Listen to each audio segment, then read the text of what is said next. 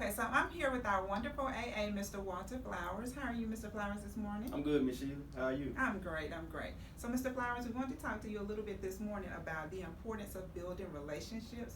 So, talk to us a little bit about how important it is to build relationships, whether those relationships are colleague to colleague, teacher to student, or teacher to parent relationships.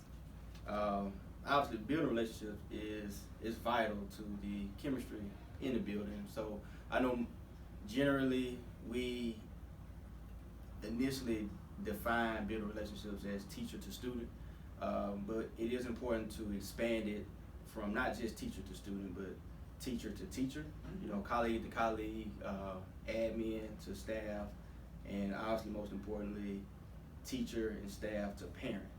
So there's a big overall component to building relationships, which once we clearly define that, we understand the importance of it. But obviously, first and foremost, teacher to student, staff to student is vital, but the other two components are just as important as well. Okay, so do you have any practical solutions or practical suggestions for us in terms of how we can move forward with building more effective relationships in our building?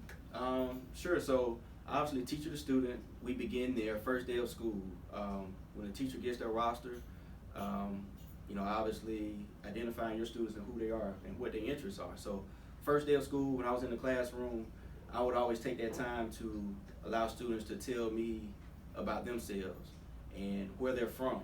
You know, general question that sometimes we may ask adults: where you're from, how many siblings you have, what's your interest, what extracurricular activities are you involved in, and so forth, what type of movies and music do you like, what do you want to be when you grow up. Those type of activities, just to get to know your students and let the students in your class do the same with each other, so they can start building the foundation of building relationships within the classroom from student to student.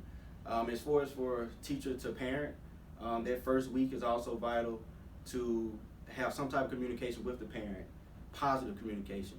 And positive doesn't always have to be, hey, your son had a great day today, right? So it can just be the same thing. Hey, mom and dad, you know, where are you from? What type of work do you do?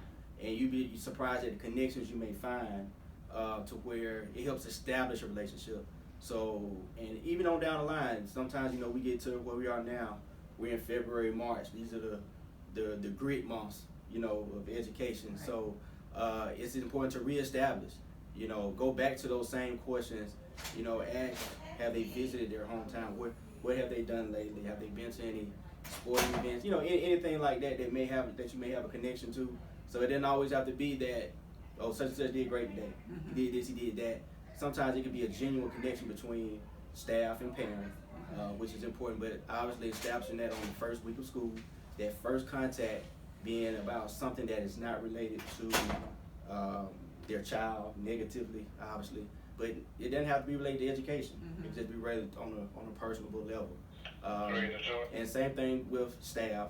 We have to keep each other refueled, you know, especially this time of year. We have to refuel each other to remind each other, hey, I'm here with you. If you need support with one student, I'm here, because we're a team and the school is a team. Right. And reminding that the parent, we're a complete team, parent, staff, and students. We the three components make a team, so that's what makes it essential. Right. Thank you so much, Mr. Flowers, for sharing that information with us. Thank you. Appreciate your support. Thank you for having me.